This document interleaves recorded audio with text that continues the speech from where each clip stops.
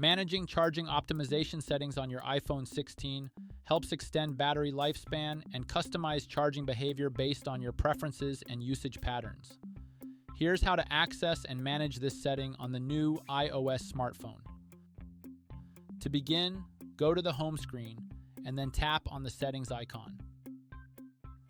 Once you're in the settings menu, scroll down and tap on battery. To continue, tap battery health and charging. Here you can find the optimized battery charging option.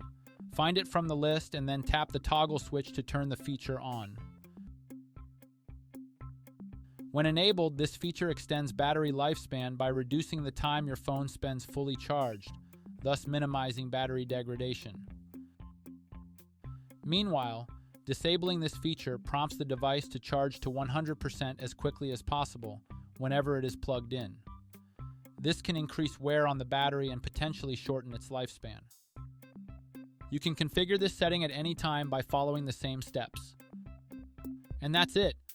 Please subscribe to this channel if you found this video helpful.